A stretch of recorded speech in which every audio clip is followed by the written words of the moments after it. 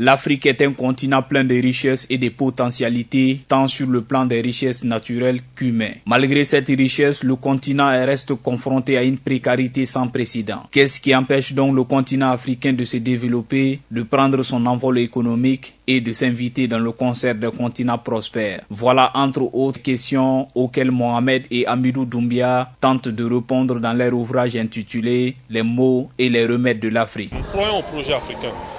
Et pour que le projet africain puisse voir le jour, il faudrait qu'on réfléchisse à nos mots et à trouver des pistes de solutions qui puissent véritablement permettre à l'Afrique de prendre le chemin de la prospérité. C'est pourquoi, dans le livre, nous parlons de notre société, nous parlons de mauvaise gouvernance, nous parlons de déficit d'alternance au niveau de nos pays, nous parlons surtout de l'égoïsme, de l'individualisme, qui sont des mots que nous devons véritablement soigner. Donc le livre parle de tout ça. Au-delà du diagnostic des maux dont souffre le continent et qui brouille toute perspective de développement, les deux auteurs proposent également des pistes de solutions. Ils pointent notamment du doigt le manque de l'union sacrée des dirigeants africains pour un continent indépendant et prospère. Il faudrait qu'on trouve les moyens nécessaires pour qu'on se mette ensemble. Se mettre ensemble, pas seulement se mettre ensemble, mais il faudrait qu'on mette la vertu au cœur de nos actions.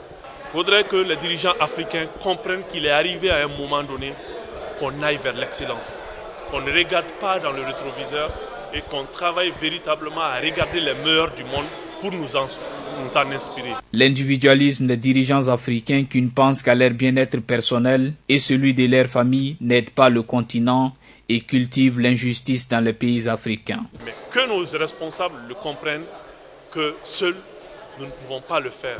Nous avons besoin d'une démocratie forte dans notre pays où les acteurs seront véritablement engagés à mettre les valeurs de la démocratie, mais pas une démocratie au service d'un individu, pas une démocratie qui va servir à enrichir des hommes et non la collectivité. Nous devons, à travers notre économie, créer de la richesse et faire en sorte que ces richesses soient équitablement réparties. C'est une richesse équitablement répartie qui va faire en sorte qu'il y aura moins de tensions sur notre continent. Les mots et les remèdes de l'Afrique est disponible dans des librairies à Bamako.